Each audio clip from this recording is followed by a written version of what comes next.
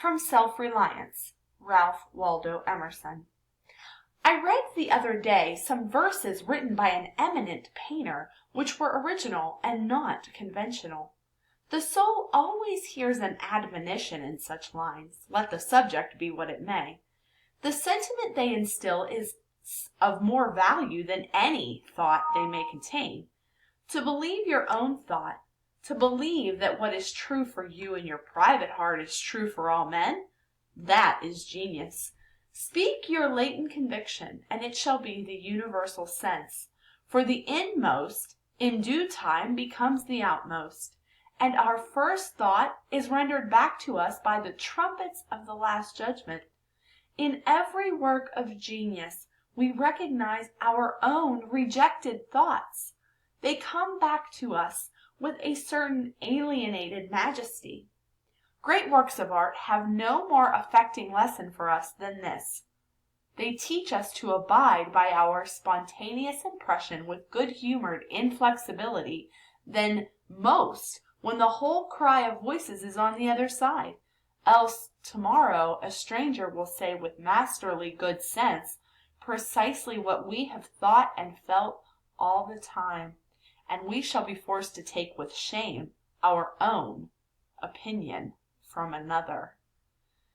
There is a time in every man's education when he arrives at the conviction that envy is ignorance, that imitation is suicide, that he must take himself, for better, for worse, as his portion, that though the wide universe is full of good, no kernel of nourishing corn can come to him but through his toil bestowed on that plot of ground which is given to him to till.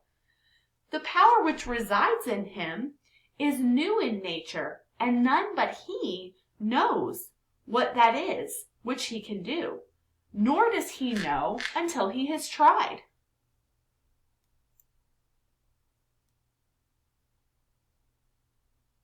Trust thyself. Every heart vibrates to that iron string. Accept the place the divine providence has found for you, the society of your contemporaries, the connection of events. Great men have always done so, and confided themselves childlike to the genius of their age, betraying their perception that the absolutely trustworthy was seated at their heart, working through their hands, predominating in all their being. And we are now men, and must accept in the highest mind the same transcendent destiny, and not minors and invalids in a protected corner, not cowards fleeing before a revolution, but guides, redeemers, and benefactors, obeying the almighty effort, and advancing on chaos and the dark. These are the voices which we hear in solitude, but they grow faint and inaudible as we enter into the world. Society everywhere is in conspiracy against the manhood of every one of its members. Society is a joint stock company in which the members agree, for the better securing of his bread to each shareholder, to surrender the liberty and culture of the eater. The virtue in most request is conformity. Self-reliance is its aversion. It loves not realities and creators, but names and customs. Whoso would be a man must be a nonconformist.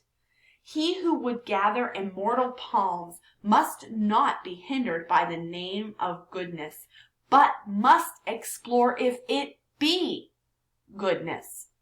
Nothing is at last sacred but the integrity of your own mind.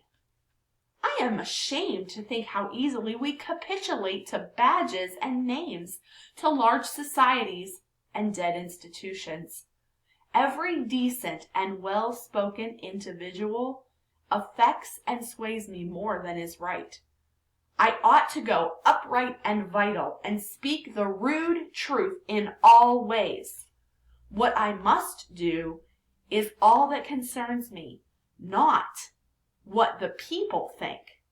This rule equally arduous in actual and in intellectual life, may serve for the whole distinction between greatness and meanness. It is the harder because you will always find those who think they know what your duty is better than you know it. It is easy in the world to live after the world's opinion. It is easy in solitude to live after your own. But the great man is he who in the midst of the crowd keeps with perfect sweetness the independence of solitude. For nonconformity, the world whips you with its displeasure, and therefore a man must know how to estimate a sour face. The bystanders look askance on him in the public street or in the friend's parlor. If this aversation had its origin in contempt and resistance like his own, he might well go home with a sad countenance. But the sour faces of the multitude, like their sweet faces, have no deep cause, but are put on and off as the wind blows and a newspaper directs. The other terror that scares us from self-trust is our consistency. A reverence for our past act or word, because the eyes of others have no other data for computing our orbit than our past acts, and we are loath to disappoint them. But why should you keep your head over your shoulder? Why drag about this corpse of your memory, lest you contradict somewhat you have stated in this or that public place? Suppose you should contradict yourself. What then? A foolish consistency is the hobgoblin of little minds, adored by little statesmen and philosophers and divines. With consistency, a great soul has simply nothing to do. He may as well concern himself with his shadow on the wall. Speak what you think now in hard words, and tomorrow speak what tomorrow thinks in hard words again, though it contradict everything you said today. Ah, so you shall be sure to be misunderstood. Is it so bad, then, to be misunderstood? Pythagoras was misunderstood, and Socrates, and Jesus, and Luther, and Copernicus, and Galileo, and Newton, and every pure and wise spirit that ever took flesh. To be great is to be misunderstood. I hope in these days we have heard the last of conformity and consistency. Let the words be gazetted and ridiculous henceforward. Instead of the gong for dinner, let us hear a whistle from the Spartan fife. Let us never bow and apologize more. A great man is coming to eat at my house. I do not wish to please him. I wish that he should wish to please me. I will stand here for humanity, and, though I would make it kind, I would make it true. Let us affront and reprimand the smooth mediocrity and squalid contentment of the times, and hurl in the face of custom and trade and office the fact which is the upshot of all history, that there is a great responsible thinker and actor working wherever a man works, that a true man belongs to no other time or place, but is the center of things. Where he is, there is nature. Man is timid and apologetic. He is no longer upright. He dares not say, I think, I am, but quotes some saint or sage. He is ashamed before the blade of grass or the blowing rose. These roses under my window make no reference to former roses or to better ones. They are for what they are. They exist with God today.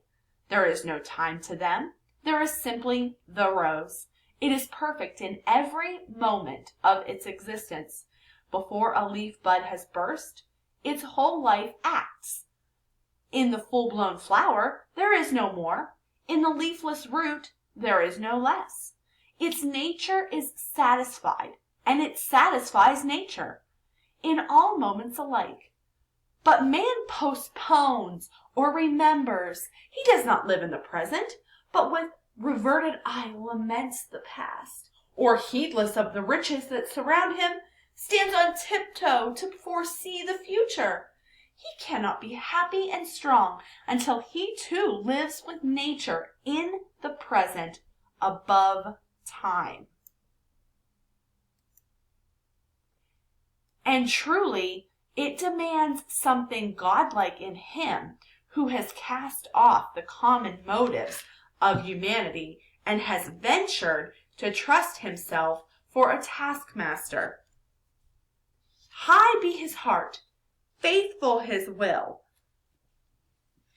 clear his sight, that he may in good, earnest doctrine, society, law to himself, that a simple purpose may be to him as strong as iron necessity is to others. It is easy to see that a great self-reliance must work a revolution in all the offices and relations of men. In their religion, in their education, in their pursuits, their modes of living, their association, in their property, in their speculative views. Insist on yourself. Never imitate. Your own gift you can present every moment with the cumulative force of a whole life's cultivation. But of the adopted talent of another, you have only an extemporaneous half possession. That which each can do best, none but his Maker can teach him. No man yet knows what it is, nor can, till that person has exhibited it. Where is the master who could have taught Shakespeare? Where is the master who could have instructed Franklin, or Washington, or Bacon, or Newton? Every great man is unique. Shakespeare will never be made by the study of Shakespeare. Do that which is assigned you, and you cannot hope too much or dare too much. Nothing can bring you peace but yourself. Nothing can bring you peace but the triumph of principles.